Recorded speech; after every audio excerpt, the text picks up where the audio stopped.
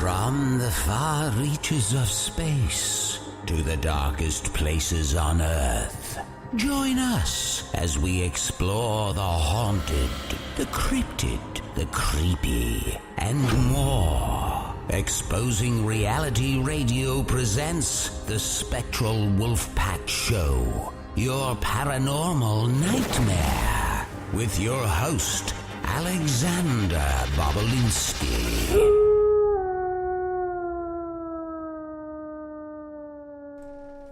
What is up, Wolfpack? We are here with another podcast every Wednesday night at 7 Central. And we got some big things coming up this September. We've got CryptidCon and also the Mothman Festival. And I just put out a video from Eric Connor from Epic. Him and I went to the TNT area a few months ago, and I finally got around to going through some of that footage and put up a little video in honor of the festival. And also Fallout 76, which is supposed to include a lot of the West Virginia cryptids in the game, which is going to be pretty awesome. I'm pretty excited about that. So anyway, tonight we have a great guest for you guys. We got Dr. Ernest Solar, is an author, Bigfoot searcher, teacher, and storyteller. He's written several books and articles, with his most recent books being The Well House and Spirit of Sasquatch. In his free time, Ernest is out hiking, meditating, or doing research related to Sasquatch, the paranormal, aliens and UFOs, or anything weird and fascinating. Ernest loves meeting new people and is always open to talking with anyone about his or her experiences, books, philosophies, or the mysteries of the universe. His books can be found on Amazon.com or any of the bookseller websites. And I've got some of his links to his Facebook and Instagram and Twitter down in the description, and I'm going to bring him on in. Ernest, what's up, man? Hey, Alex, how you doing? Hey, I'm doing great, man. So we first met at the ECBRO conference in Virginia, the Bigfoot conference. This past June. That was a good conference. I really enjoyed it. For being the first year, it was actually a pretty big turnout, and I met some great people and had a good time. Yeah, I agree. It was an awesome first year, and and then we met there, so that was cool too. Yeah, definitely. So I always ask, I'm sure a lot of people ask this, but it's one of the first questions I like to get into, just to kind of lay it out there. But what kind of got you into Bigfoot and cryptids and the paranormal and things like that? That's a good question. I think I've always been fascinated by the unknown. I've always been fascinated by the paranormal. I think a lot of it, I was influenced by my father. He didn't necessarily research the paranormal, but he was fascinated with UFOs. He was fascinated with sunspots from the sun. He was fascinated on the pyramids, things of that nature. And so I think it just kind of bled over. And nice. He was from West Virginia, and there's always kind of weird, crazy stories that come out of West Virginia. And yeah. when we would drive there, he would always, tell me to look out in the woods and see if I can find Bigfoot. And of course I'm like, what the hell is Bigfoot, right? I was 10 at the time, and so I think it just kind of grabbed some hooks from there and just kind of grew. And as I got older, I was able to do my own research, kind of look into it. Kind of had my own experiences, and so that just kind of, drove this desire to find out more. So. That's awesome, man. My dad's not really, he's pretty skeptical about all this stuff, but he definitely supports what I do and everything, and I've showed him some stuff that kind of blew his mind and everything, so that's Great. Cool that you got that from your dad. Yeah, definitely. What got you into writing? Oh, wow. That's a good question. You know, as I can remember writing my whole entire life, to be honest with you. Yeah. I still collect comic books, and when I was younger, I was a huge comic book collector, and I remember I used to read all the Wolverine comics, and then I would write out the scripts of these Wolverine comics, but with characters that I made, but kind of the same, you know, ideas and thoughts and concepts. So, of course, you know, being, you know, 10, 11, 12 years old and reading Wolverine, which was slightly violent, probably, you know, and then I would write my own stories, and then I would share them with my mom, and my mom would be like, those are kind of violent. And I was like, well, yeah, you know, maybe a little bit, but, it was just kind of always there. I mean, I just always liked to write. I always liked to tell stories, and I think, you know, when I was growing up, I had a speech impediment, so I stuttered a lot, and, you know, when you're young and you stutter a lot, you can't really express yourself, and so I think that's part of the reason why I like to write, because that was how I could express myself, and that's how I can express myself now. Nice. As I'm old, you know, so. Yeah. Well, I read Well House, and I'll say it definitely packs a punch. I wasn't, you know, it's got that twist. I'm not going to give anything away, so if anyone wants to go pick it up and read it, but the ending gave me chills, man. Well, I'm glad that it gave you chills. Yeah, you know, talking about that twist at the end, I've always been a big Ray Bradbury fan. Mm-hmm. And, you know, a lot of his short stories have a twist at the end where you're just kind of not expecting it. And to be honest, Neil Gaiman is like that too. Oh, you yeah. know, a lot of his stuff, you know, it's just kind of like you're like reading it and you're like, wait, what just happened? You know, like, hold on a second. And, so, you know, I mean, I love both of their stuff, so, I mean, I'm definitely influenced by how they write. You know, I wasn't trying to copy them in any way. I was just telling my own story. But, you know, I mean, if you read a lot, that kind of seeps into the way you write. So, but awesome. It was a fun story to write. For sure. It was a fun one to read, too. And I could relate to, there's the dog starting up, my dog pack. It was a fun one to read, and I could relate to a lot of stuff in it, since, you know, I do the, you know, like I said, I'm not going to give away anything, but I do the paranormal work as well, so definitely, some parts definitely hit home for me.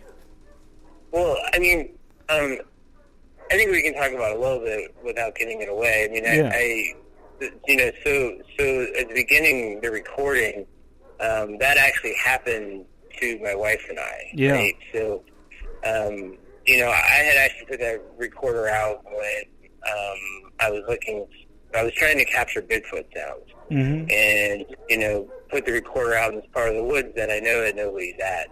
And, you know, that was a few years ago when I was trying to be high-tech in the search for Bigfoot, where now I'm much more low-tech. You know, and then you know, listening for sounds of like wood knocks or howls or anything like that, I came across what sounded like a little girl saying "ta-da," and then the story just kind of spawned from there and kind of rolled from there. And where my wife and I live, we feel that the land is very spiritual, very open, and you know, so we always kind of feel like the veil between the other worlds or the paranormal or the ghost world or whatever you want to call it is very thin. Yeah. And so, you know, that's where a lot of the meat of that story came from, you know.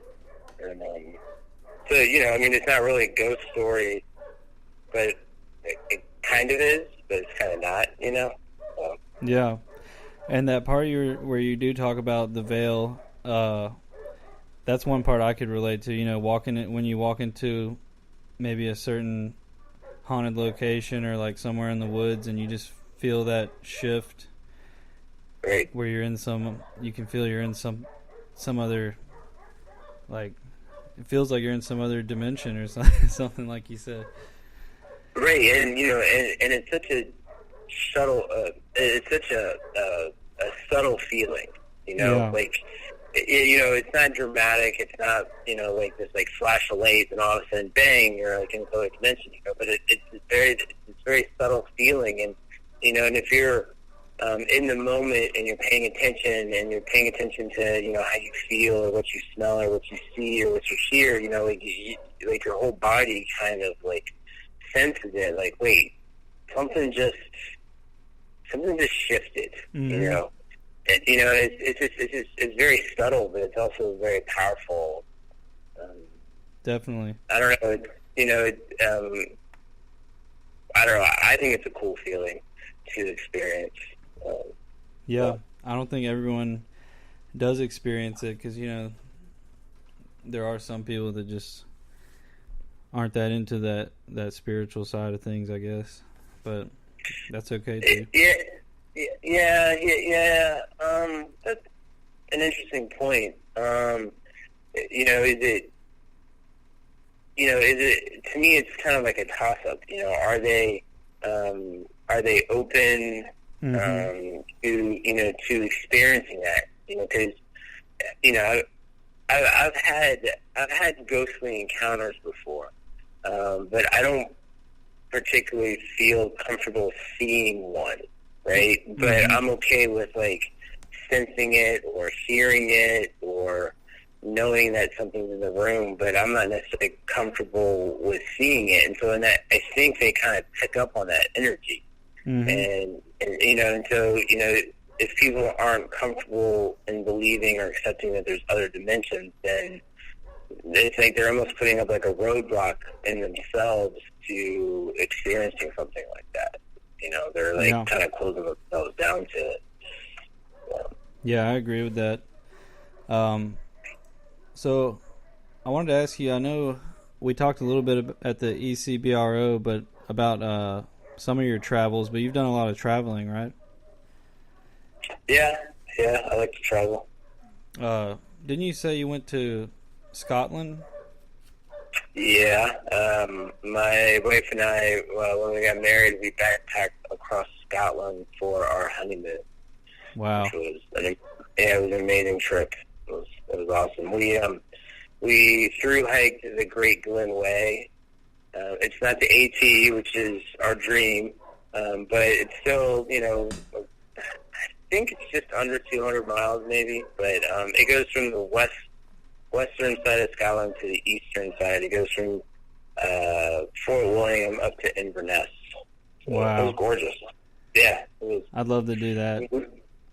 Yeah, we got to walk along the Loch Ness. We didn't see anything, but it was still cool to walk along the Loch Ness. That's great. I'd love to. Actually, a real quick story, if you don't mind. So, we didn't really see anything strange when we were there.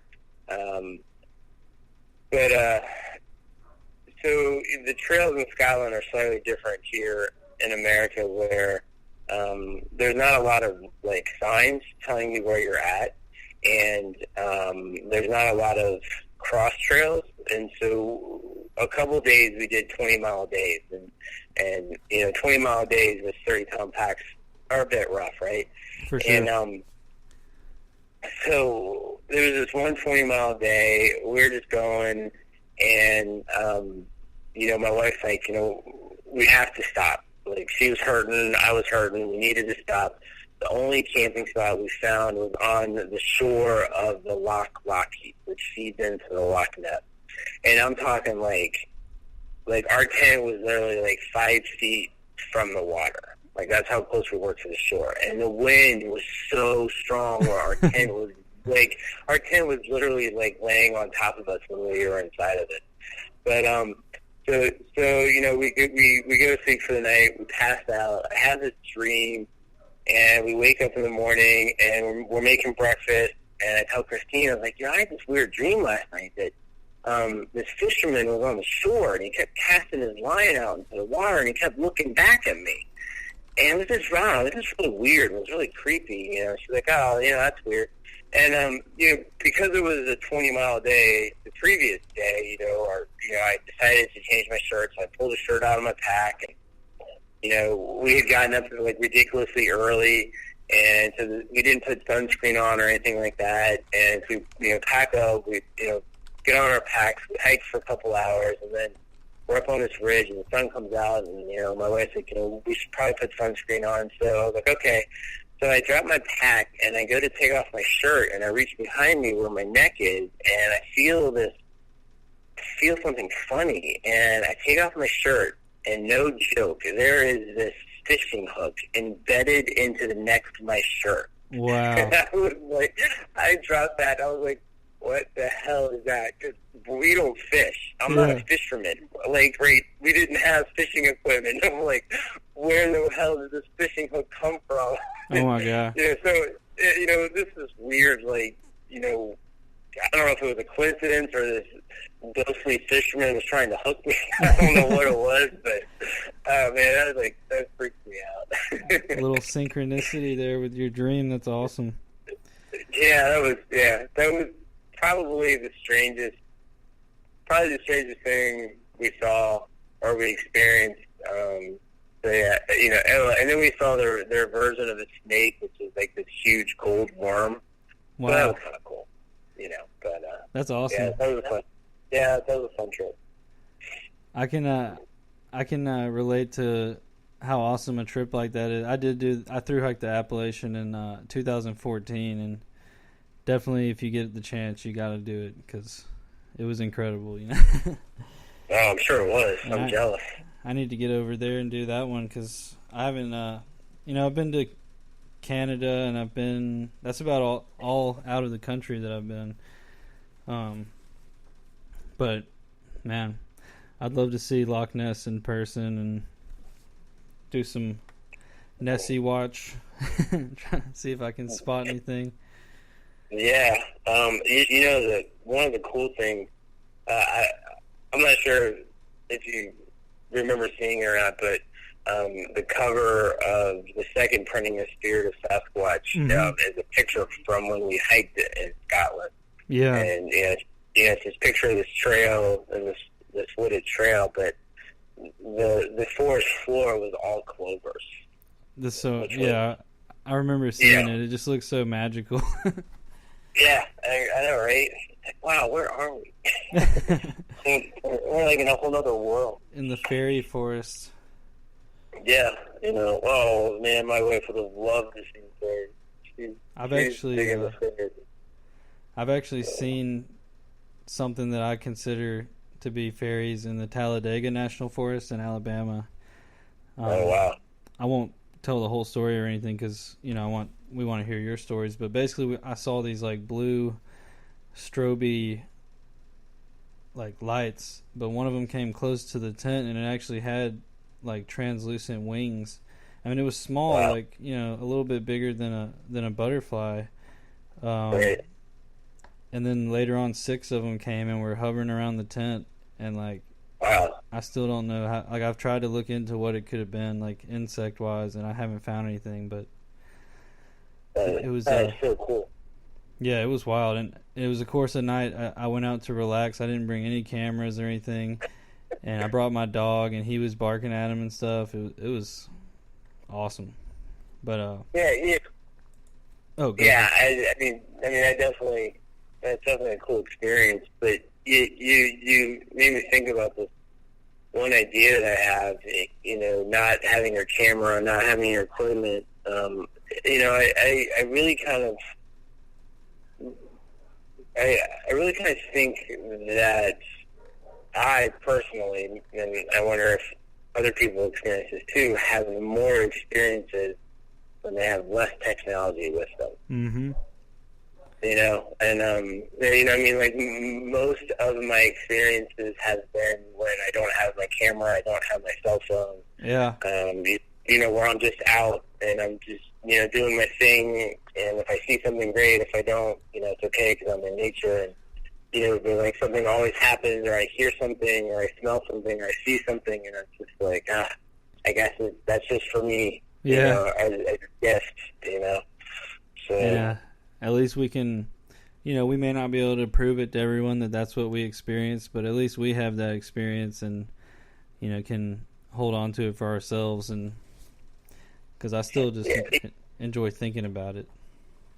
yeah, you know, when I first started all this, you know, I think when somebody starts researching the paranormal, starts looking into Bigfoot and things of that nature, you know, I think there's definitely this underlying, I don't want to say goal, but objective of wanting to prove that it's real, prove that it exists and stuff, and which is fine. I mean, there's great that there's people out there that want to do that, you know, and I'm sure that I had a piece of that in me at the get-go, but, you know, as I kind of experienced more things, did more research, heard more stories, you know, started writing more religiously, you know, more consistently, you know, to me it's not about proving to anybody that my experiences are real. You know, it's like, you know, this is what happened to me, or this is what happened to my wife and I. And, you know, I know that I'm not crazy. I know that I know what I saw. I know what we experienced. I don't consider myself a liar. I don't think I'm crazy. I think I'm a little sane, you know, and if you don't believe me, okay, you know, that's your prerogative if you don't believe me. Yeah. You know, and sometimes people get so upset when people don't believe them, and it's like, you know, it's yours, right? Like, it's your little gem, it's your little nugget, it's your little, you know, piece of the universe. Like, hold on to it. For sure. You know? I don't know. Definitely. One thing I always tell people, like, if someone, like, you know, recently I put out a video where I captured some wood knocks, and someone, of course, people started commenting, you know, fake, or whatever. And I was just like, you know, I didn't get mad or anything. I was just like, you're more than welcome to come out and explore the place with me. Like, I'll show you the place and everything. You know, maybe you'll have an experience. But, yeah. Go ahead. Well, you know, and I think part of what people miss is like what you felt inside you when it happened. Definitely. Right. You know, so one of our trips, we were out in New Mexico on a Bigfoot expedition, and I met this wonderful guy. His name was Hoyt. He was a full-blooded Native American Navajo from Arizona. Nice. And, you know, I learned so much from him in a short amount of time that we spent with him. And, you know, in relation to the paranormal, in relation to Bigfoot, in relation to the spirit world, you know, there's going to be parts in your body where when things happen, that's where you're going to feel it, right? Like your stomach or your chest or your throat. Yeah. You know, and you know, and I think if you're in tune with who you are, if you're in tune with what's around you, and if you heard those wood knocks, and inside, and I'm sure you've experienced it before, where you've heard wood knocks, and inside you know that's a wood knock. You know, and there's been other times where you've probably heard a wood knock, and you're like, yeah, no, that's not it. You know, because you didn't feel it inside you. Yeah. And, you know, and I think a lot of people on social media miss that part of it, you know, like miss that aspect of, like, they weren't there, they weren't experiencing it, they didn't feel the physical reaction of their body when they were hearing those things. And, you know, because, you know, I mean, there's, you know, times where, you know, I'm out in the woods and I'll hear something and I'll be like, no, I don't think so. You know, but there'll be other times where I'll hear something and I'll be like, oh, yeah, that was... yeah. Exactly. Oh my God, yeah. That's a great point, man. Seriously. We had one question from the chat here. There's probably more. The chat's kind of blowing up, so I gotta catch up here. But the question is, where do you feel like would be the best place to go experience Bigfoot or have a Bigfoot experience? You mean like geographic location-wise? Wow, that's a good question.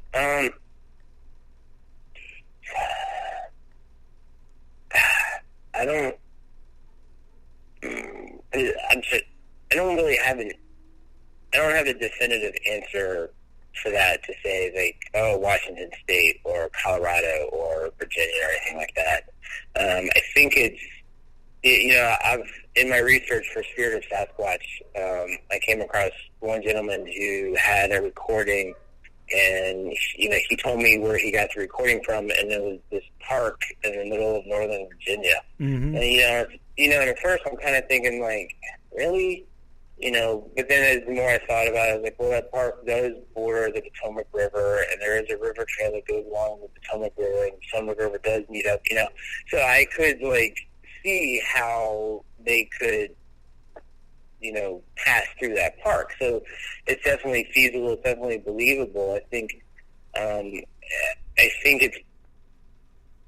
it's more about the person's connection to nature and connection to the forest, and their intent of wanting to experience something.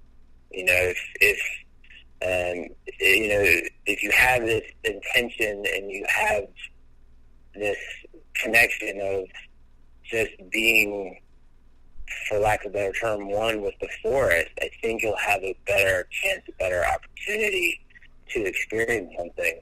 I think you definitely have a better chance, better opportunity to experience something if you're in more remote locations.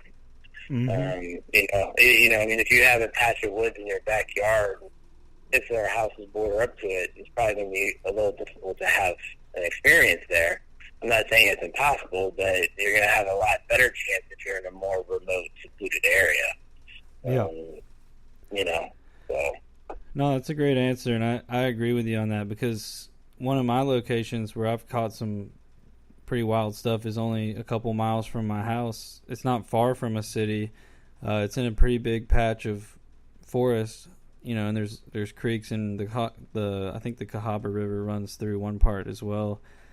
And then, another one of my favorite spots is out in the Talladega National Forest, where I had the ferry experience, and that's like over 400,000 acres of wilderness, so right. I think you're right about that. Well, and I think something to consider, is look at the patch of woods or forest, look on Google Maps and see what's around it. Mm-hmm. Are there hiking trails? Are there rivers? Are there, easy points of access for them to move around in? Because I don't think that they're going to corner themselves. Mm-hmm. I think they're smart enough, just like any animal, not to corner themselves. And just like any human, most humans aren't going to corner themselves. And so, I think if you kind of look at it from a logical standpoint of, can they get into this area? Is there multiple ways to get out of this area? How remote is it? How, dense of a human population is there? And then actually go look at the forest. If there's, is there a lot of undergrowth? Is there a lot of brush? Mm-hmm. A lot of those things that you kind of need to consider when you're looking for areas. Definitely. That's great. Yeah, I love going on Google Maps. Like, I actually recently found, kind of back behind my high school, there's my dad was telling me about this abandoned barn back there, and the Cahaba River goes back there. And I started looking, and I'm seeing all this big patch of woods. I'm like, I got to get back there. I know, if there's sightings around this area, that area is not far. So I'm going to go check that out soon. Yeah. I think, at the conference that we met at, we talked about one of the prints I had found on the Maryland, and I had found it on the Maryland side. And then, when I looked at Google Maps and looked at the Virginia side, come to discover that there was this abandoned national park land that they don't use, but it's just sitting there, and it's right next to the Potomac River, it's right next to the Canal, it's right next to the access to the AT. So, there's so many points of access, and and then later I found out that there's actually a military installation on top of that little ridge. But nice. That's a whole other story. Yeah, that just makes it even what all could be going on out there. All kinds of stuff. Yeah. Yeah. And that print, that was one of my favorite prints I've ever seen. I'll just tell you guys in the chat, it was just very, one of those prints that you just want to find it, like, just well defined, like you can see it's clearly a foot, and not like a bear print, or the double step bear prints, or it's clearly a footprint.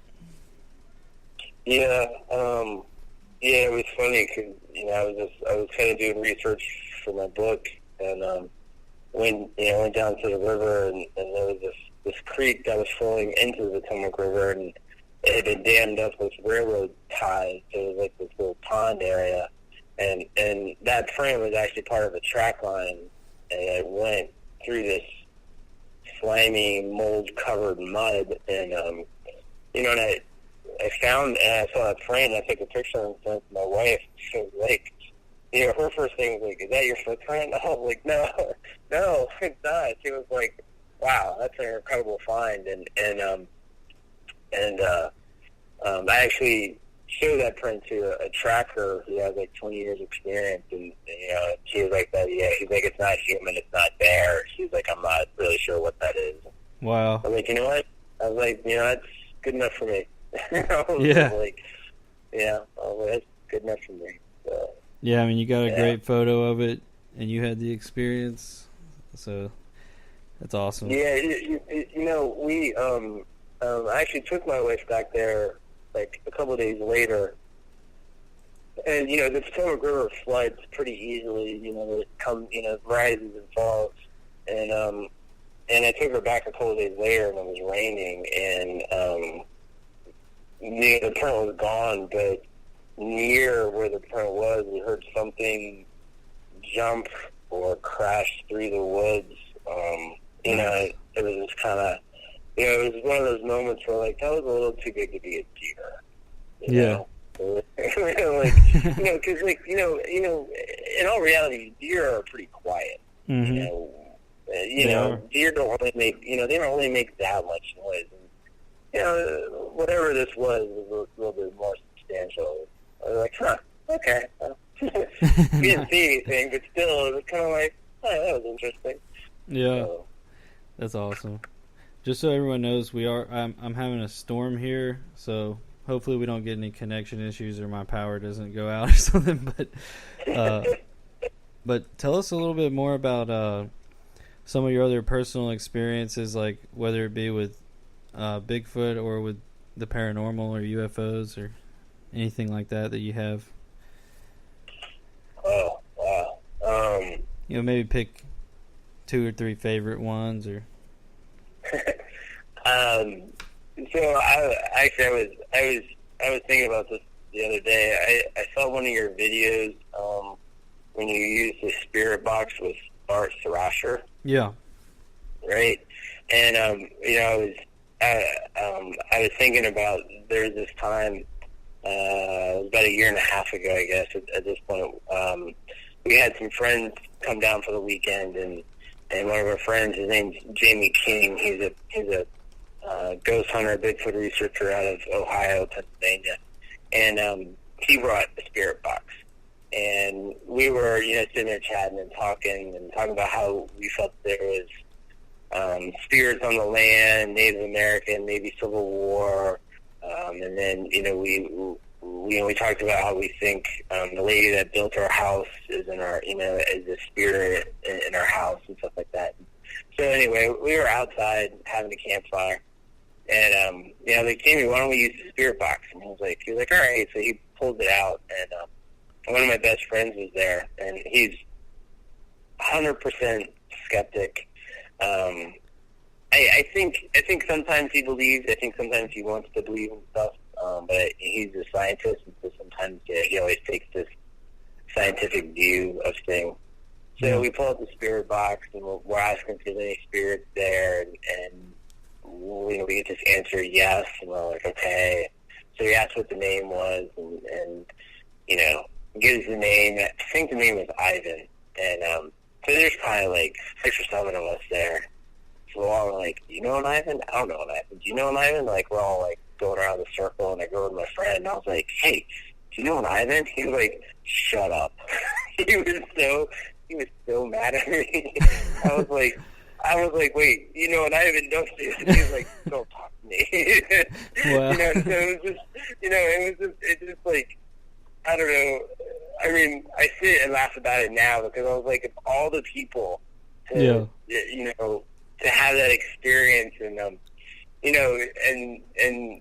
he, we kind of went through and asked questions and stuff like that. Some of the questions some of the comments that came back kind of fit with this person that my friend knew, and that was kind of one of those like weird nights of like, wow. And actually that same night, Jamie took a series of 3 pictures and of me standing by the fire, and the second picture you could see this outline of something standing behind me, and nice. kind of like, oh, like, oh, what was that? I was like, wait a second, what was that?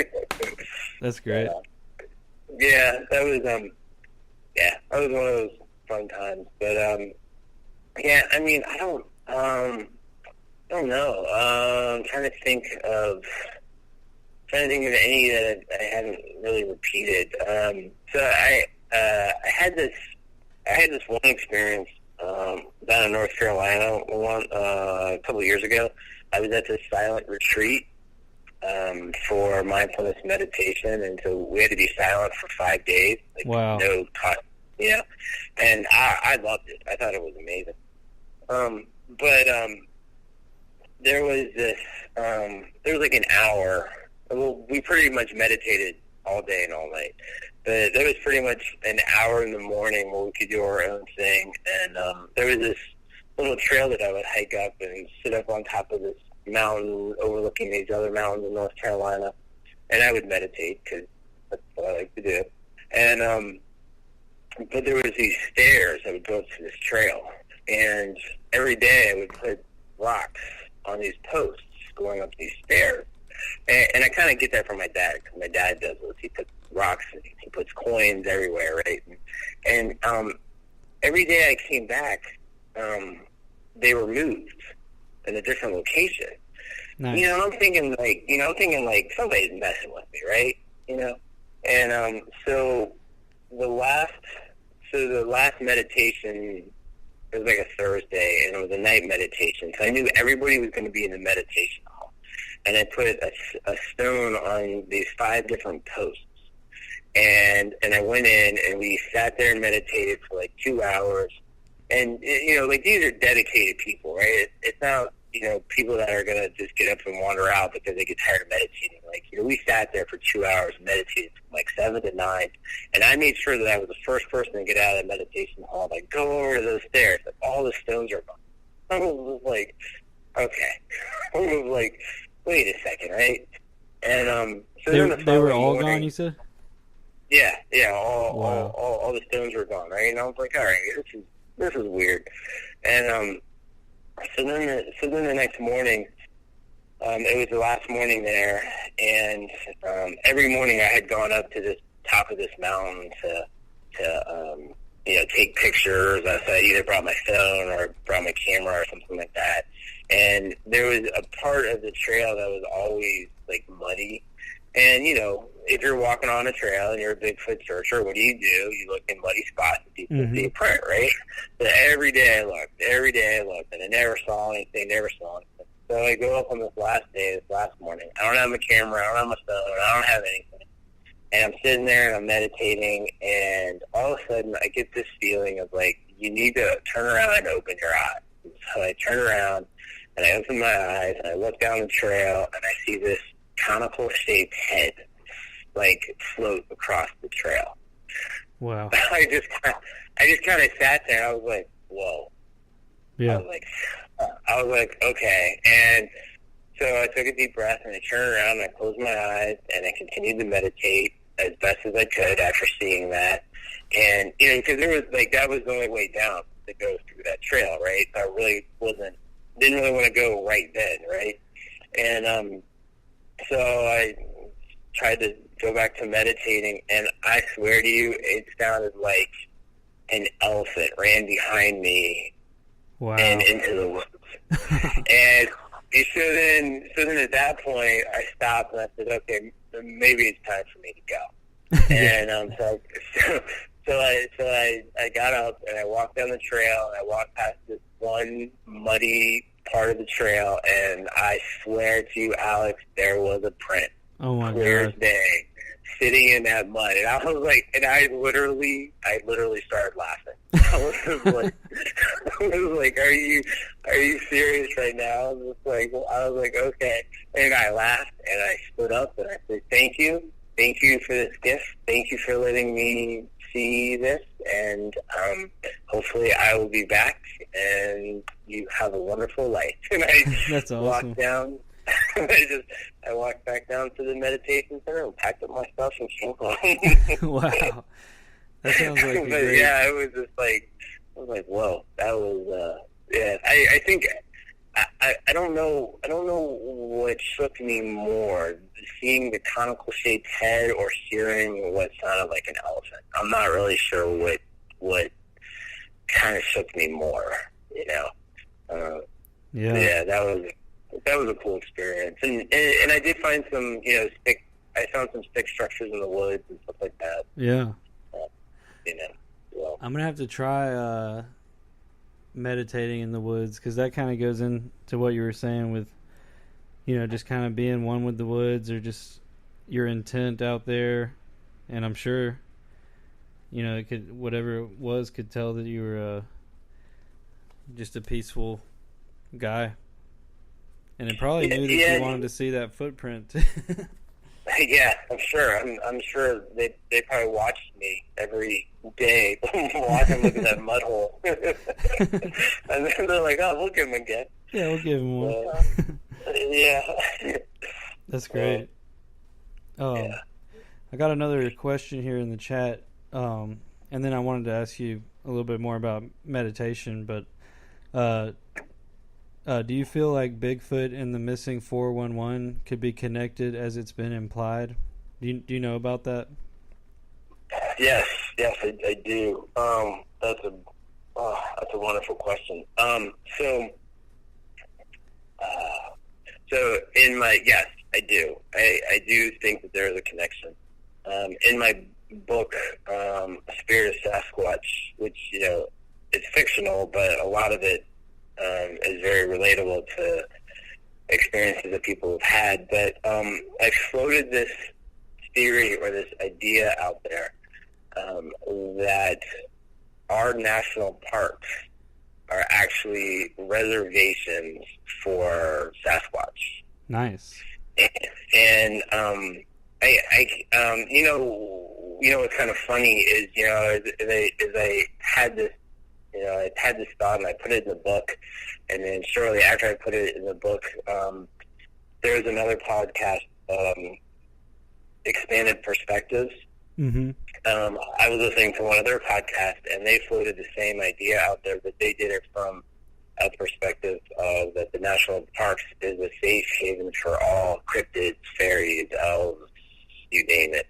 So it's similar to what I was thinking, but yeah, I mean, I kind of, and I wish I had more time to dive into it and kind of do the research behind it and stuff. But I have this really strong premonition and this really strong feeling that originally, not now, but originally back in the late 1800s, early 1900s, that the national parks were actually kind of developed to be reservations or sanctuaries for Bigfoot, for Sasquatch. Mm-hmm. And then as, the roaring 20s came about and cars and highways and parkways and stuff, and then all of a sudden, camping kind of became this big touristy type thing. That became a revenue source for the national parks. We started to encroach on their land, started to encroach on their territory, and then now, national parks are a whole different, ball game aspect and stuff like that. But I'm kind of thinking originally, like the main ones, like Denali, Yellowstone, Yosemite, like all of them are kind of these sanctuaries mm-hmm. for them. They're like set aside for them, and so So yeah, I do think that there is something to that, to those cases of the missing 411, that that they could, maybe not all of them, but maybe a good portion of them could be. That's a great theory. But and like the biggest thing that I struggle with, right, is I really don't think that they're aggressive or dangerous. Yeah. I think if your intent is to harm them, if your intent is to, cause destruction, then yeah, they're probably going to get a little pissed at you, Yeah. I don't, and I'm sure there's probably variables just like there are with humans, I'm sure you can think of times where, like, you met somebody and you're like, yeah, I gotta stay away from them. Yeah. Like, I'm just getting a bad vibe about them, right? For sure. So I'm sure, there's the same variable with them too, that there's, a bad seed, or, one that's a little bit too aggressive than the other one, Definitely. But. Yeah, I get a lot of comments on my videos. People are like, talking about how they are dangerous, and I'm just like, to me, the ones in my area aren't, at least, because I've never had any bad experiences. But I always just say, like, I've had plenty worse experiences just walking down the street in the city, or things like that. So Sure. Right. But I do think you're right about that. Like, there could be some bad eggs out there in the Bigfoot realm. Yeah, and I think you need to listen to your heart. You need to listen to your gut. If you got something that's throwing softball-sized rocks at you, maybe you should go somewhere else. Just saying. Yeah. Actually, the night I went out to the Blue Ridge. I think it was the first night of the convention, and I captured at least two sounds that definitely sound like rocks being thrown. Like, it was slightly smaller rocks though, but I definitely had an uneasy feeling there, and I was like, I didn't go too far into the woods because of it. And so I'm a big guy on that too, trusting your intuition, your gut, and kind of going with that. Yeah, exactly. I mean, it keeps you safe. That's why we have it. Mm-hmm. It works. It does. Yeah. That's awesome. Let's see if anyone else has any questions for Ernest.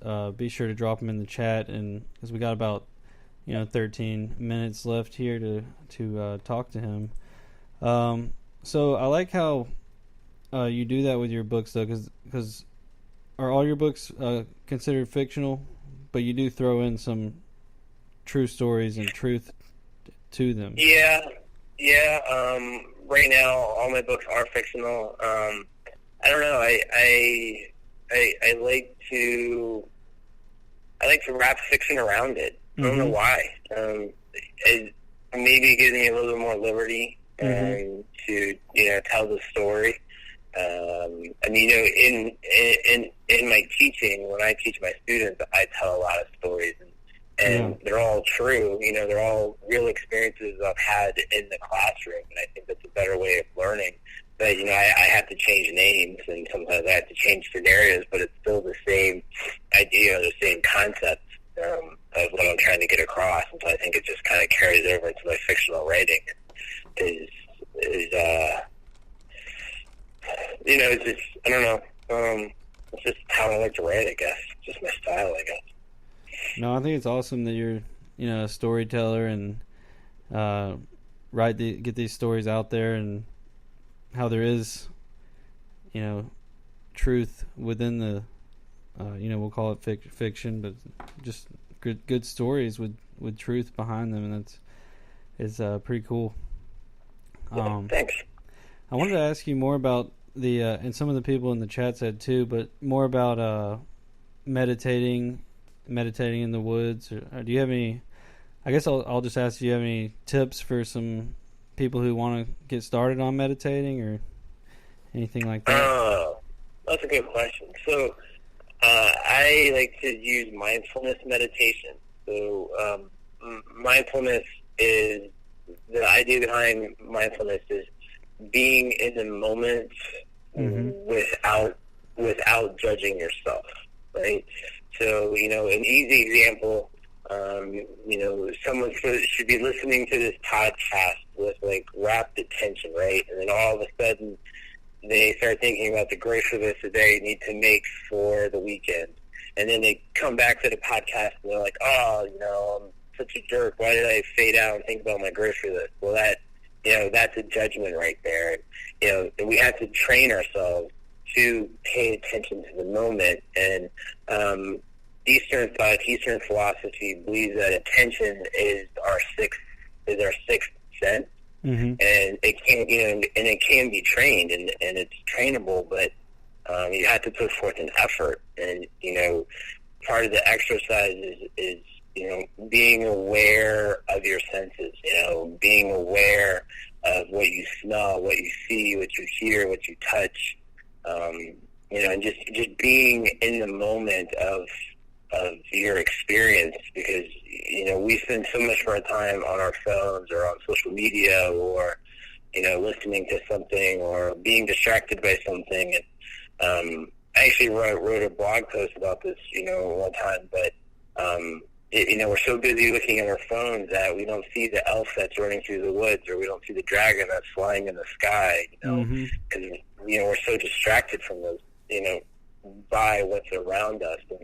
And I think that's one of the reasons why Sasquatch can be so easily elusive, is that we've lost our attention. We've lost our ability to pay attention, lost our ability to stay focused. And so with mindfulness meditation, it's about being in the moment. It's about quieting your mind. It's about sitting in silence. It's about focusing on your breath. Just simply sitting and focusing on your breath is the best way to start. And and when I teach people, I'm like, start with 5 minutes, start with 2 minutes. Set a timer, sit there for 2 minutes, and simply focus on your breath. And if you get distracted, come back to your breath. If you get distracted, come back to your breath. Don't judge yourself. And and slowly over time, build that time up to 5 minutes, 10 minutes, 15 minutes. And then you'll start to see this snowball effect in your everyday life of paying more attention, of being more aware of your senses, being more aware of your surroundings, and picking up on patterns, and being more present in each moment of your life. That's awesome. I like that. I'm gonna experiment with that for sure.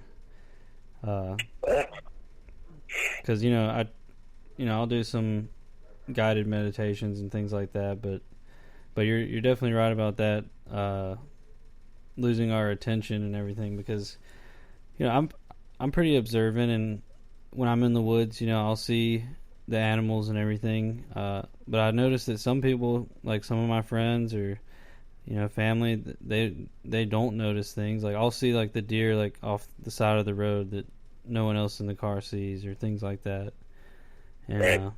So I do want to try to work on honing that attention. I think silence is also drastically important. Yeah. I think so many people want sound to be distracted, because silence can be hard. Silence can be uncomfortable. Mm-hmm. Especially if you're not used to it. And so again, maybe start off small, like 5 minutes a day, 10 minutes a day. Do you really need the radio on in the car when you're driving somewhere? Can you sit there in silence in the car for 3 minutes, 5 minutes? And part of the reason why I think people are afraid of silence is because then they really get in touch with what's going on inside their head. Sometimes that's more scary than than reality. Yeah. So, wow. Some deep stuff, but it's great. And I definitely think that sitting there in silence, working it out with yourself, definitely benefit you in the long run, and short term too. Yeah, definitely. That's great. Tell us a little bit more. So when you're in the woods and doing a meditation, like you said, you'll probably just be listening for what's going on around you, just kind of meditating on it. Well, yeah, I mean, there's like kind of two different ways that I kind of go about it. One is, there's this in mindfulness meditation. There's what's called a walking meditation, where you mindfully walk, or you're paying attention to your body, you're paying attention to your surroundings, and your senses, and what's going on. And I do something similar to that in the woods. So I'm hiking in the woods in that capacity. I like to follow deer trails or game trails as opposed to like well-beaten paths. Mm-hmm. And this intention of the way that you're walking and the purpose of why you're walking. And then there's also just a simple meditation of finding a spot that you feel comfortable in, having a seat, getting comfortable, closing your eyes, and focusing on your breath. And then sometimes when you're focusing on your breath, you may open yourself up to other experiences, maybe a vision, maybe a sense or a feeling or something of that nature, and you just kind of go with it. And maybe putting that intention out there, like, I'm open. I want to experience something. Yeah. Let me experience something that I'm comfortable with experiencing. I don't particularly want to see an alien face to face, but it'd be pretty cool to see a UFO, right? Mm-hmm. Really kind of putting your heart out there of what you're open to experiencing, and this one instructor told me one time that prayer is us speaking to God, and meditation is God speaking to us. And so, if you're able to quiet your mind and let yourself be open, your interpretation of God or the universe is going to speak to you, and but you have to open it up and let that happen. Yeah. And for a lot of people, that can be scary. It can be hard. Definitely. Well, that's awesome. Definitely gonna have to put a lot of that, into my own just methods and things I do in the woods. I know when I was on the Appalachian Trail, I would get in kind of a trance just from, like you said, hiking long days, doing it day after day, and I would just start getting into this like trance, and sure. And I loved it. I mean, I loved, and then something, not like magical per se, but it just seemed magical to me. Like a hawk would fly in front of me, or like a bunch of birds would take off all around me, and just things like that would kind of bring me out of the trance, and I'd be like, whoa. Yeah, I don't know. I mean, to me, that's magical. Mm-hmm. I mean, to me, that's magic. Yeah. Yeah, I mean, that's cool. Why I call it. I mean, that's why, that's just what it seemed like to me, and just the whole experience. And when stuff like that happens, like a bear runs out in front of you and just runs down the trail, or like stuff like that. But that's awesome, man. Well, go ahead and, like I said, guys, all his stuff, the links to his Twitter and Facebook and Instagram are in the description. But go ahead and tell everyone, your links and where they can find you, and any upcoming events and upcoming plans you got. Spirit of Sasquatch in the Well House. It can be found on Amazon or any of the bookseller websites. You just have to request it, or do a search for them, or people, if they want a signed copy of Spirit of Sasquatch, they can always contact me on my Facebook page, Spirit of Sasquatch, and we can work something out. The Well House is only available on the Kindle or the Kindle app at this point in time. As far as upcoming events, I don't really don't really have much plans for the fall and the winter. I do have a couple Bigfoot expeditions that I'm planning on going to in September and October in Northwest PA and Ohio, but they're, like private events with some friends and stuff. Nice. But as far as book signings, I'm trying to hook up with a brewery in Richmond, Virginia, Fredericksburg, Virginia, that has a Bigfoot type ale. So I'm trying to hook up with them. But I don't really have much going on. It's the school year starting and stuff. So I have to pretend that I have a real job. So. I understand, and I hope that I'm sure someday when I'm back up your way, or if you're ever down my way, we'll get together and do something for sure. Yeah, oh, definitely. Actually, I don't think I've actually ever been to Alabama, but now that you're down there, I'll definitely put it on my list. But we should seriously consider the Mothman Festival next year. Oh yeah, we were talking about that. Definitely. Yeah, we should get a tent maybe or something. That'd be kind of cool. That'd be great. I've been wanting to do the tent because, like my girlfriend does tarot readings, and if we had a tent, we could have plenty of space to have a couple tables, and so let's definitely plan for that next year, at the very least. Yeah, at the very least, that's plan. And get some. For that. And then we can explore the TNT area, and there's also a road near there where I've heard about Dogman sightings in Point Pleasant, some things like that. Yeah, that would be cool. Actually, the sequel to Spirit of Sasquatch is more focused on Dogman, so I'm always looking for stories about the Dogman and stuff. Nice. That's awesome, man. Well, thanks so much for coming on, man. It was great. We covered a lot of interesting topics, and we haven't really talked about some of this stuff on the show yet, so I appreciate it. Hey, it was my pleasure. Thanks for having me. It's been great. Awesome, man. Well, you have a great night, and have a great rest of your week as well. Yeah, you too, brother. All right, man. Have a good night. Thanks. Yep.